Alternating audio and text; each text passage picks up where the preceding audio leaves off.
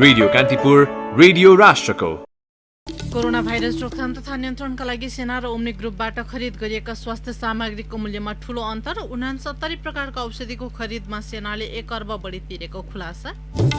सत्तारूढ नेकपा र चिनिया कम्युनिस्ट पार्टी बीचको उच्च स्तरीय भर्चुअल कार्यशालामा पार्टीकै विदेश विभाग भने बेखबर। सुरक्षा स्वार्थ जोडिएका विदेशी सहायता स्वीकार नगर्ने अध्यक्ष दाहालको भनाई। दलीय स्वार्थ हावी हुँदा झण्डै 2 वर्षदेखि नागरिकता विधेयक संसदीय समितिमा अलपत्र। सभापति श्रेष्ठको स्वार्थपूर्ण व्यवहारले तत्काल सहमति जुट्ने सम्भावना नरहेको कंग्रेसको आरोप। विश्व एक नयाँ र खतरनाक चरणमा प्रवेश गरेको WHO को चेतावनी। विश्वमा हिजो एकै दिन अहिलेसम्मकै बढी कोरोना संक्रमित भेटिए। र स्पेनिस ला लिगा लिडर बार्सिलोना सेभिलासँग गोलरहित बराबरीमा रोकियो। प्रिमियर लिग फुटबलमा टटनह्याम हट्स्पर र म्यानचेस्टर युनाइटेड बीच पनि 1-1 को बराबरी। नमस्कार, कान्तिपुर डायरीका साथमा सहकर्मी केशु र म पार्वता। समाचार अब विस्तारमा। सरकारले कोरोना भाइरस रोकथाम तथा नियन्त्रणका लागि 2 फरक प्रक्रियाबाट खरिद गरेका स्वास्थ्य सामग्रीको मूल्यमा ठूलो अन्तर पाइएको छ। सेनाले भित्राएका अधिकांश स्वास्थ्य सामग्री Omni business corporate international OBCI ले ल्याएको भन्दा सस्तो छ। तर यी दुवैले सरकारलाई उपलब्ध गराएका सामग्री भन्दा बजार मूल्य निकै सस्तो छ। सुरुमा स्वास्थ्य मन्त्रालयकै समन्वयमा स्वास्थ्य सेवा विभागले OBCI सँग 2076 चैत 12 गते गरेको खरिद सम्झौतामा उल्लेख गरिएका सामग्रीको रकम पछि सेनाले G2G प्रक्रियाबाट ल्याएका स्वास्थ्य सामग्रीको रकम तथा बजार मूल्यमा उच्च अन्तर देखिन्छ। स्वास्थ्य मन्त्रालय र प्रधानमन्त्री तथा मन्त्री परिषदको कार्यालय स्थित उच्च स्रोतबाट कान्तिपुरलाई प्राप्त कागजात अनुसार OBCI र सेनाले खरिद गरेका सामग्रीको मूल्यमा यस्तो अन्तर पाइएको हो। चिनिया अनलाइन बजारको मूल्य सूची र काठमाडौँमा स्वास्थ्य सामग्री बिक्री गर्ने एजेन्सीहरूका अनुसार पनि मूल्यमा धेरै भिन्नता छ। सेनाले चीनबाट 69 थरी स्वास्थ्य सामग्री करिब 2 अर्ब 26 करोड रुपियाँमा खरिद गरेको हो भने ओम्नीले करिब 27 करोड 65 लाख रुपियाँ बराबरको सामान ल्याएर नेपाल सरकारलाई बेचेको थियो। नेपाली बजारमा मास्क, PCR तथा RDT किट लगायत सामग्री अभाव रहेका कारण विवाद बीच नै विभागले ओम्नीले ल्याएका 9 थरी सामान भने प्रयोग गर्ने निर्णय गरेको थियो। ओम्नीसँगको खरिद प्रक्रिया विवादित बनेपछि मन्त्री परिषद बैठकले स्वास्थ्य मन्त्रालयको समन्वयमा सेनालाई सामान खरिद गर्न लगाउने निर्णय गरेको थियो। चैत 16 गतेको मन्त्री परिषद बैठकले नेपाली सेनालाई कोभिड-19 महामारी रोकथाम तथा नियन्त्रणका लागि आवश्यक पर्ने स्वास्थ्य सामग्री लगायतका उपकरण खरिद गर्न रक्षा मन्त्रालय मार्फत निर्देशन दिने निर्णय गरेको थियो।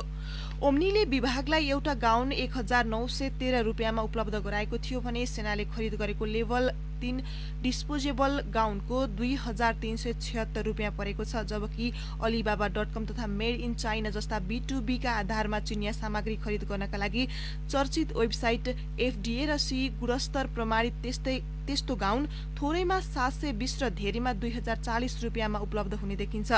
ओम्नी सेना तथा बजार मूल्यको हिसाब गर्दा 1 अमेरिकी डलर बराबर 120 रुपियाँले गणना गरिएको छ।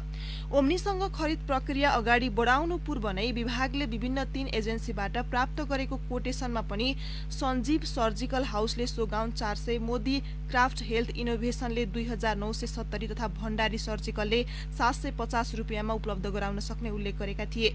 कोरोना भाइरसको महामारीसँगै सर्वाधिक माग भएको N95 मास्क ओम्नीले सरकारलाई 840 रुपियाँमा बेचेको थियो। यसलाई सेनाले 360 रुपियाँमा खरिद गरेको देखिन्छ। चिनिया बजारमा भने 300 रुपियाँ खर्च गर्दा भने जस्तो मास्क उपलब्ध हुने देखिन्छ। हाल नेपाली बजारमै पनि 150 रुपियाँको हाराहारीमा N95 मास्क उपलब्ध छ। विभिन्न 69 प्रकारका औषधि खरिदमा सेनाले 1 अर्ब रुपियाँ भन्दा बढी तिरेको पाइएको छ। यसैबीच सेनाले भने G2G प्रक्रिया मार्फत प्रत्यक्ष कारोबार गर्न तथा अनियमितताका सबै सम्भावनाहरूलाई निरुत्साहित गर्ने रणनीति अनुरूप आन्तरिक खरिद निर्देशिका समेत जारी गरिएको दावी गरेको छ। यसका साथै सेनाले सार्वजनिक खरिद ऐन 2063 को परिच्छेद 2 को नियम 16 मा आधारित रही सबै सरकारवालाहरू प्रतिनिधि स्वास्थ्य तथा जनसङ्ख्या मन्त्रालय, रक्षा मन्त्रालय तथा आमन्त्रित विज्ञहरू सम्मिलित खरिद इकाइ र गुणस्तर निरीक्षण उपसमिति गठन गरी खरिद गरिएको पनि विज्ञप्ति मार्फत जनाएको छ। यसैबीच स्वास्थ्य मन्त्री भानुभक्त ढकालका विज्ञ सल्लाहकार खेम कार्कीको सक्रियतामा कोरोना रोकथामका औषधि र स्वास्थ्य सामग्री खरिद गर्न ओम्नी समूहलाई जिम्मा दिएको पाइएको छ। स्वास्थ्य मन्त्री ढकालले स्वास्थ्य सेवा विभागको अधिकार खिचेर औषधि र अन्य सामग्री खरिद गर्ने समितिमा अधिकारै नभएका आफ्नै सल्लाहकार कार्कीलाई जिम्मेवारी दिएपछि ओम्नीलाई खरिदको बाटो खुलेको थियो। कार्की संयोजक रहेको समितिले चैत 12 मा मेडिकल सामग्री आपूर्ति गरेको अनुभव समेत नभएको ओम्नीलाई सामान खरिद गर्न दिने निर्णय गरेको हो।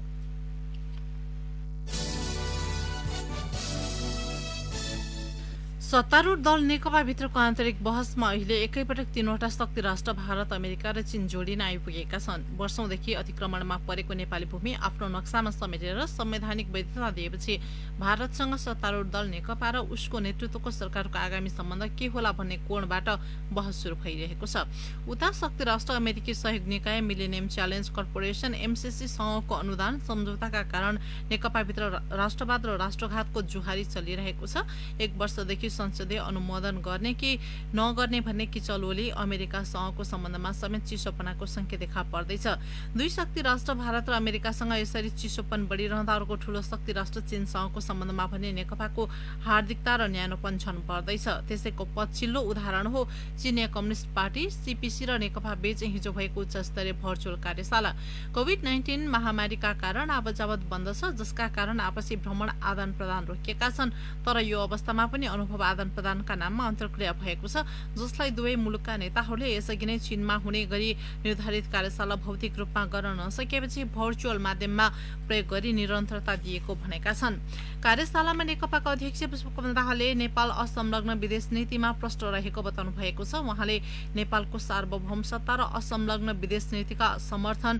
विदेश नीतिको समर्थन गरेको चीनलाई धन्यवाद दिनुभयो। अध्यक्ष दाहालले सुरक्षा स्वार्थ जोडिएका र नेपालको संविधानसँग बाझिने विदेशी सहायता नेपालले स्वीकार गर्न नसक्ने बताउनुभयो। उहाँले भन्नुभयो, संविधानको मर्म बाहिर हुने गरी तथा कुनै पनि प्रकारको सैन्य गठबन्धनमा संलग्न हुने अर्थ दिने सहयोग नेपाललाई स्वीकार्य छैन। नेपाल असंलग्न परराष्ट्र नीतिमा प्रतिबद्ध छ। हाम्रा असंलग्न नीतिलाई समर्थन गर्ने मित्र राष्ट्रहरूको सहयोगको हामी स्वागत गर्छौं।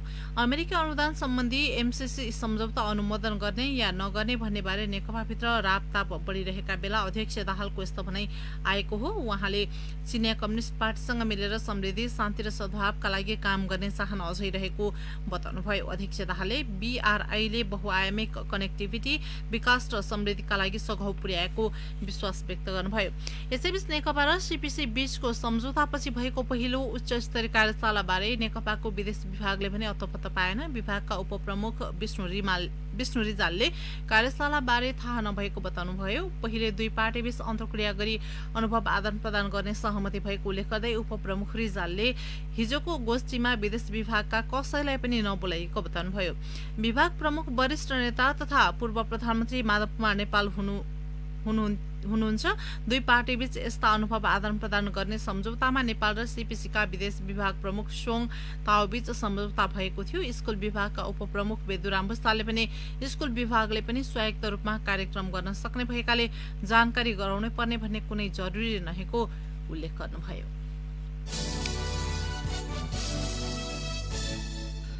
सरकारले रोजगारी र अध्ययनका लागि भिसा लिएकाहरूका लागि निश्चित प्रावधान पालना गरी विदेश जाने बाटो खुला गरेको छ। सरकारले चैत 11 मा लकडाउन लागू गर्नु अघि नै श्रम स्वीकृति र विदेश अध्ययनका लागि अनुमति दिन बन्द गरेको थियो। अब विदेशबाट उद्धारका लागि आएका विमानमा जान मिल्ने गरी अनुमति खुला गर्ने निर्णय गरिएको हो।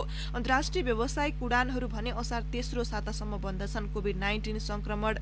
कोभिड-19 संकट व्यवस्थापन केन्द्र सीसीएमसी को निर्देशक समितिका संयोजक उपप्रधान तथा रक्षा मन्त्री ईश्वर पोखरेलको नेतृत्वमा हिजो बसेको बैठकले वैदेशिक रोजगारीमा रही विदामा घर आएका र नयाँ रोजगारीका लागि विदेश जान तयार रहेकालाई श्रम, रोजगार तथा सामाजिक सुरक्षा मन्त्रालयको सिफारिसमा प्रचलित जनस्वास्थ्य प्रोटोकल पालना गर्ने गरी आउजाउ गर्न अनुमति दिने निर्णय गरेको हो। अध्ययनका लागि विदेश जाने विद्यार्थीलाई शिक्षा, विज्ञान तथा प्रविधि मन्त्रालयको सिफारिसमा आउजाउ गर्न दिइनेछ।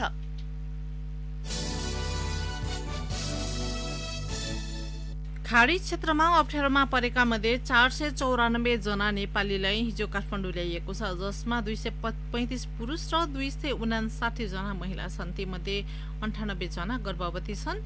24 वटा शव पनि ल्याइएको छ। साउदी अरब र संयुक्त अरब एमिरेट्स युएईबाट नेपालका 2वटा विमान चार्टर गरी उनीहरूलाई ल्याइएको हो भने कतार र कुवेतले आफ्नै शुल्कमा विमान चार्टर गरी पठाएका हुन्। उनीहरूलाई कोभिड संकट व्यवस्थापन समितिले होल्डिङ सेन्टरमा राखेर स्थानीय तहको क्वारेन्टाइन र होटलमा बस्ने व्यवस्था मिलाएको छ। सरकारले साउदी अरबबाट पहिलो पटक कामदार ल्याउन अनुमति दिएको हो। साउदी अरबको दमामबाट 153 जना बोकेको पहिलो उडान हिजो बिहान 7:30 बजे त्रिभुवन विमानस्थलमा आइपुगेको थियो, जसमा 4 जना गर्भवती सहित 8 जना महिला छन्। निकै अप्ठ्यारोमा परेका कामदारलाई साउदीका लागि नेपाली राजदूत महेन्द्र सिंह राजपूतले पहिलो उडानमा पठाइएको बताउनुभयो। साउदीमा 10,000 जनाले स्वदेश फिर्न दूतावासमा आवेदन दिएका थिए। दूतावासले प्राथमिकताका आधारमा स्वदेश पठाउन थालिएको उहाँले बताउनुभयो। उनीहरूको आरडीटी मात्र परीक्षण गरी ल्याइएको हो। साउदीले आरडीटीलाई मान्यता दिएको छैन। पीसीआर परीक्षण गर्न 1500 रियाल शुल्क लाग्ने बताइएको छ। कुवेतले आममाफी प्रक्रियामा समावेश 150 जना घरेलु कामदारलाई जजिरा एयरलाइन्स मार्फत पठाएको हो। स्वदेश आउने सबै खर्च कुवेत सरकारले नै बेहोरेको हो। कुवेतले स्वदेश पठाउन भन्दै वैशाख 14 देखि अस्थायी क्याम्पमा राखिएको महिलालाई उद्धार गर्न पहिलो प्राथमिकता दिएको नेपाली दूतावासले जनाएको छ। अस्थायी क्याम्पभन्दा बाहिर अप्ठ्यारोमा परेकालाई अझै ल्याइसकिएको छैन। संयुक्त अरब एमिरेट्सबाट 94 गर्भवती महिला सहित 148 जना आइपुगेका छन्, जसमा 101 महिला र 47 जना पुरुष छन्। नेपाली दूतावासले जेठ 23 गते पहिलो उडानमै गर्भवतीलाई पठाउने तयारी थियो, तर अन्तिम समयमा आएर निशुल्क उडान भनिएको एयर अरेबियाले शुल्क लाग्ने भनेपछि दूतावासको सूची अनुसार यात्रुको उडान भएको थिएन। त्यतिखेर एयर अरेबियाले दुबईबाट 168 जना यात्रु ल्याएको थियो। यसैबीच लकडाउनको अवधिमा खाडी राष्ट्रमा मृत्यु भएका मध्ये 24 जनाको शव ल्याइएको छ। सबैभन्दा बढी कतारबाट 20, कुवेतबाट 2, साउदी र युएईबाट 1-1 जना ल्याइएको हो। कतार स्थित नेपाली दूतावासका अनुसार 55 वटा शव रहेकामा 20 जनाको शव पठाइएको हो। परिवारको सहमतिमा 9 वटा शवलाई कतारमै अन्त्येष्टि गरिएको छ।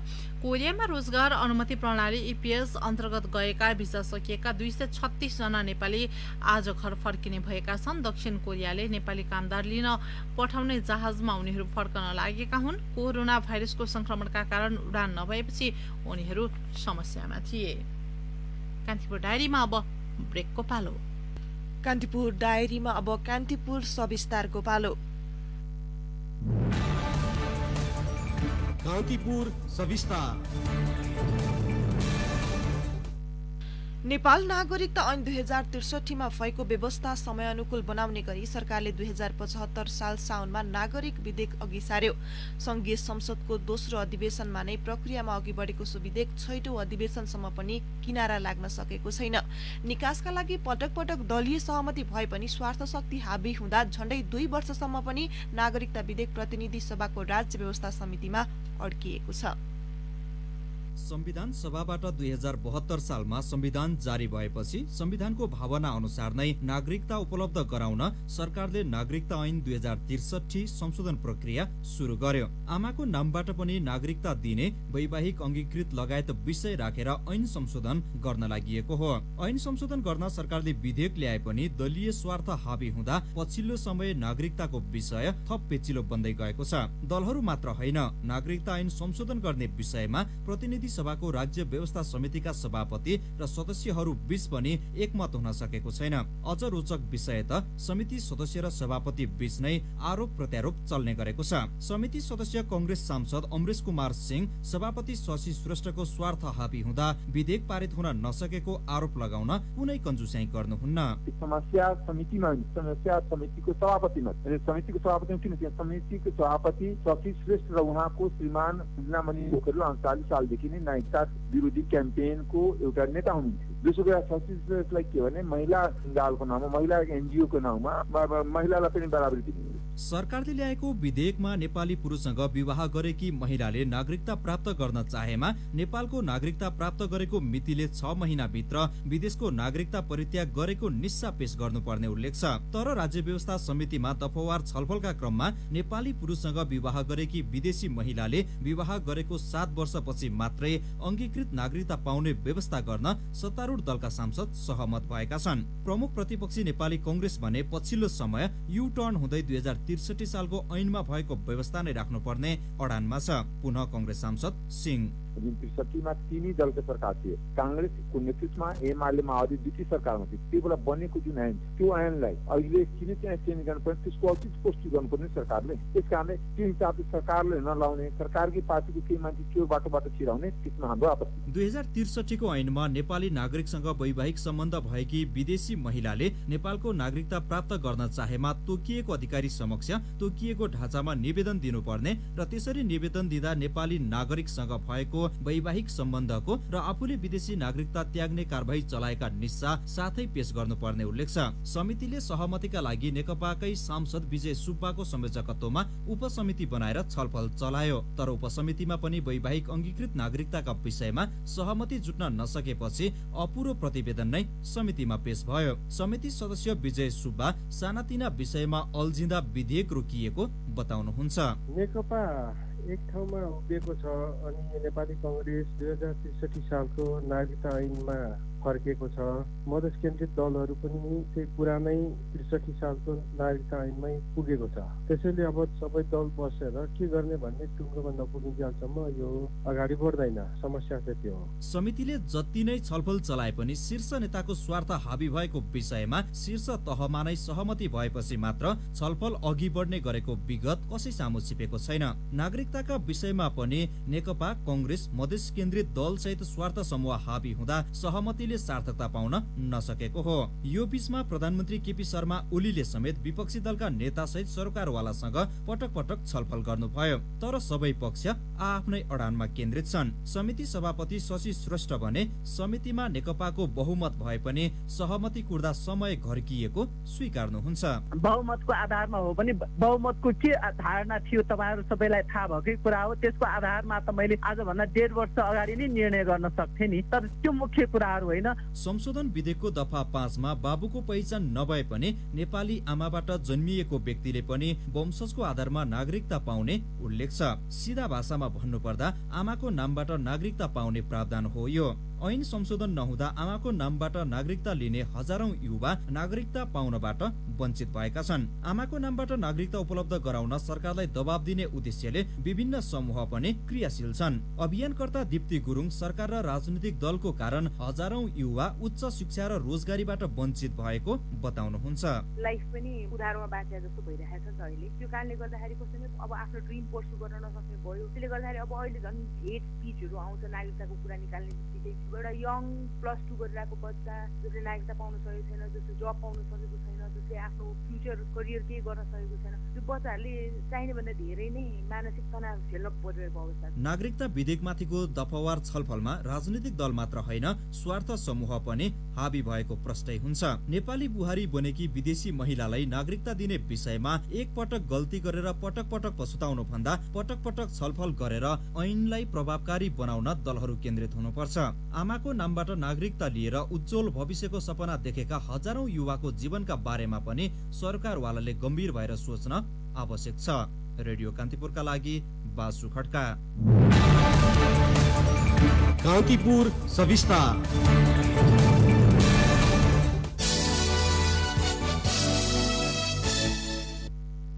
कोरोना महामारीले आक्रान्त भएका नागरिकलाई आश्वस्त पार्न प्रधानमन्त्री केपी शर्मा ओलीले अस्ति राष्ट्रिय सभामा सामान्य रुगाखोकी जस्तो भएको तर्क पेश गर्नुभयो। उहाँले कोरोना लागेर मर्नेहरूको संख्या कम भएको तर विश्व स्वास्थ्य संगठनको मापदण्डका कारण सबैलाई एउटै रूपमा गणना गर्नुपर्ने पनि सुनाउनुभयो। प्रधानमन्त्रीको अस्ति र त्यसअघि प्रतिनिधि सभामा व्यक्त धारणाको अहिले चौतर्फी आलोचना भएको छ। आखिर किन पर्यो त प्रधानमन्त्रीको ती भनाइ विवादमा एक टिप्पणी। एउटा मानिसले कतिवटा विषयमा विज्ञता हासिल गर्न सक्ला, कुनै पनि विषयमा विज्ञता सिद्धिमिति प्राप्त हुँदैन। तर मुलुकका प्रधानमन्त्री केपी शर्मा ओलीको कुरा सुन्ने हो भने उहाँलाई थाहा नभएको कुनै विषय नै छैन। कुराकानीलाई रोचक प्रस्तुति दिन उखान टुक्का मिसाउने मात्र होइन, सन्दर्भ र विषयलाई आफू अनुकूल बनाउन पनि उहाँले वैकल्पिक तथ्यहरू प्रस्तुत गर्न छुटाउनुहुन्न। मौसमदेखि गैंडासम्म, जमिनदेखि आकाशसम्मका विषय उहाँको विज्ञताभित्र अटाइसकेका छन्। त्यसैले उहाँले हिजोको राष्ट्रिय सभाको बैठकमा भनिदिनु भयो, कोरोना सामान्य रुगाखोकी जस्तो हो, यसलाई हाछ्यौं गरेर र तातो पानी खाएर भगाउनु पर्छ। तर विज्ञहरू भन्छन् अज्ञानता परम आनन्द हो तथ्यलाई अस्वीकार गर्नु चाहिँ खतराको संकेत हो। प्रधानमन्त्री ओलीका हकमा दुवै लागू हुन्छ। उहाँ आफू प्रतिकूल हुने विषयलाई अस्वीकार गर्नुहुन्छ र अनुकूलताका कुरामा आनन्दित हुन रुचाउनुहुन्छ। बेसार पानी खाएर कोरोना विरुद्ध लड्ने क्षमता विकास गर्ने, हिमालमा ठोकिएर आएको चिसो हावाले नेपाली जनको रोग प्रतिरोधी क्षमता विकास गर्ने जस्ता तर्कहरू प्रधानमन्त्रीले संसदमा जवाब सुन्न बसेका सांसदहरूलाई सुनाइसक्नु भएको छ। सांसदहरूले कसले प्रमाणित गरेको तथ्य हो यो भनेर सोध्दा उहाँले सजिलै भन्नुभयो, मैले भर्खर भने त कोरोनाको महामारीबाट जोगिन अर्बौं खर्च गरेको र 80 दिनभन्दा बढी जनतालाई घरभित्रै रहन लकडाउनको उर्दी जारी गरेको सरकार प्रमुखले कोरोना रुगाखोकी भन्दा बढी नभएको भन्दै गर्दा 22 जना सर्वसाधारणले यसैका कारण ज्यान गुमाएको तथ्याङ्क सार्वजनिक भइसकेको थियो। प्रधानमन्त्री जुनसुकै विषयमा पनि धारा प्रवाह बोल्न सक्नुहुन्छ। यो तथ्यबाट नेपाली मात्र होइन विश्व पनि जानकार छ।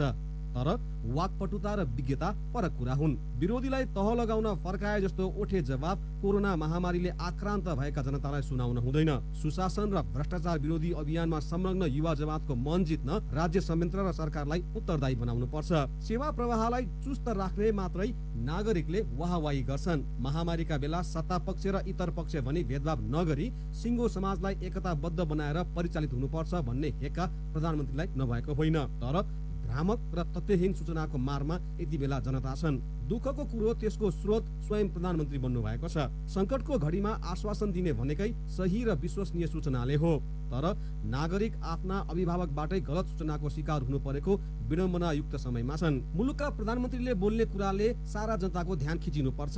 मेरो अभिभावकले आज मेरो लागि के गर्दैछन्, मलाई आवश्यक पर्ने कुन सूचना दिन्छन् भनेर नागरिकले प्रतीक्षा गरेको समय साइनो र सम्बन्ध नरहेको र 12 हातको टाँगोले समेत नचुने विषयमा विज्ञता छाट्नुको साटो विज्ञसँग छलफल गरेर जनतालाई आश्वस्त पार्ने क्रममा प्रधानमन्त्री लाग्नुपर्छ। प्रधानमन्त्रीको सम्बोधन असली रूपमा राष्ट्र र जनताको नाममा हुनुपर्छ, न कि टेलिभिजनमा प्रसारण हुने स्ट्यान्ड अप कमेडी जस्तो। सरकारले कोभिड-19 को संक्रमण रोकथामका लागि अत्यावश्यक सेवा बाहेकमा राति 10 देखि बिहान 5 बजेसम्म हिडुल गर्न रोक लगाएको छ। संक्रमणबाट कम प्रभावित क्षेत्रमा असार 1 गतेदेखि लकडाउन खुकुलो बनाएको सरकारले लकडाउन व्यवस्थित गर्ने सम्बन्धी सुरक्षा मापदण्ड 2077 जारी गर्दै अत्यावश्यक सेवा बाहेक राति पैदल र सवारीबाट हुने हिडुलमा निषेध गरेको हो। मापदण्ड कडाइका साथ पालना गराउन गृह मन्त्रालयले सुरक्षा निकाय र 77 वटै जिल्ला प्रशासन कार्यालयलाई निर्देशन दिएको छ। कान्तिपुर डायरीमा पुनः ब्रेकको पालो। अब आर्थिक प्रसंग। गत वैशाखसम्म करिब 5500 जनाले कृषि बाहेक ब्याज अनुदानको सहुलियत कर्जा लिएका छन्। यो राष्ट्र बैंकको निर्देशनको करिब 27% मात्र हो। चालु आर्थिक वर्षमा राष्ट्र बैंकले करिब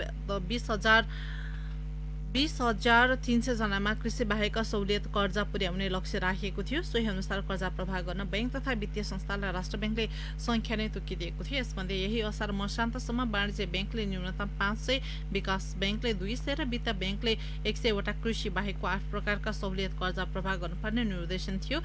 कुनै पनि बैंकले तोकिएको संख्यामा सो कर्जा प्रवाह गर्न नसकेपछि लक्षित संख्यामा नपुग्ने भएको हो। अब अन्तर्राष्ट्रिय प्रसंग। विश्व स्वास्थ्य संगठन WHO ले कोरोना संक्रमणको दर तीव्र बनेको दावी गरेको छ। हिजो एकै दिन विश्वमा अहिलेसम्मकै बढी संक्रमित देखिएको भन्दै WHO ले अधिकांश मुलुकले लकडाउन खुकुलो बनाएसँगै यसको संक्रमण दर तीव्र बनेको जनाएको हो। संगठनका महानिर्देशक टेड्रोस अधानम घेब्रेयेससले विश्व एक नयाँ र खतरनाक चरणमा प्रवेश गरेको बताउनु भएको अल जजिराले उल्लेख गरेको छ। विश्वमा हिजो एकै दिन 1,50,000मा संक्रमण पुष्टि भएको उहाँको भनाइ छ।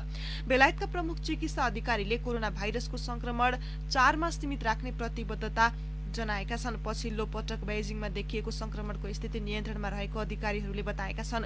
जर्मन बायोफार्मास्युटिकल कम्पनी क्युरेभ्याकले कोरोना भाइरस विरुद्धको खोपको क्लिनिकल परीक्षण सुरु गरेको जनाएको छ।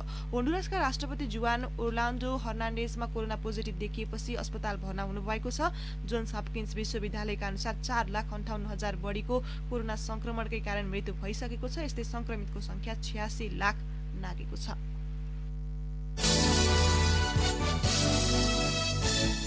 अब खेल प्रसंग। स्पेनिश ला लिगा फुटबलमा साबिक विजेता बार्सिलोना सेभिलासँग गोलरहित बराबरीमा रोकिएको छ। सेभिलाको घरेलु मैदानमा गैराती भएको खेलमा शीर्ष स्थानको बार्सिलोना बराबरीमा रोकिएको हो। बराबरीसँगै बार्सिलोनाले 30 खेलबाट 62 अङ्क जोडेको छ भने एक खेल कम खेलेको रियल मड्रिडको 62 अङ्क छ।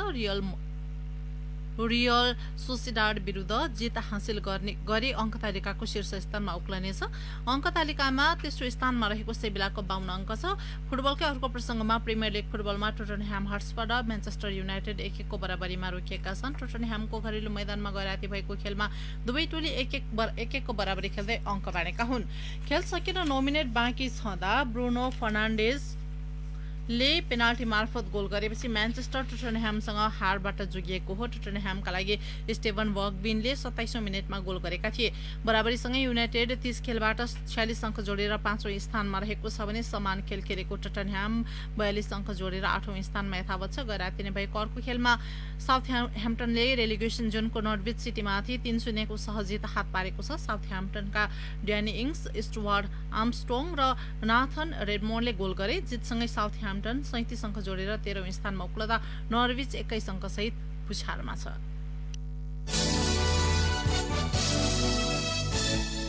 अब मौसम सम्बन्धी जानकारी। काठमाडौँ उपत्यका लगायत देशका अधिकांश स्थानमा पूर्ण बदलिरहने जल तथा मौसम पूर्वानुमान महाशाखाले जनाएको छ। केही बेर अघि 21 डिग्री सेल्सियस मापन गरिएको काठमाडौँ उपत्यकाको अधिकतम तापक्रम आज 26 डिग्री सेल्सियससम्म पुग्नेछ। सूर्योदय बिहान 5:08 भयो भने सूर्यास्त भरे साँझ 7:02 हुनेछ।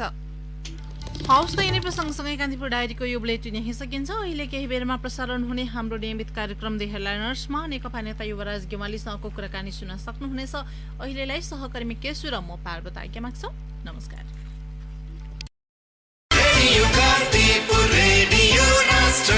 सूचना र मनोरञ्जनको सम्वाहक रेडियो राष्ट्रको रेडियो कान्तिपुर।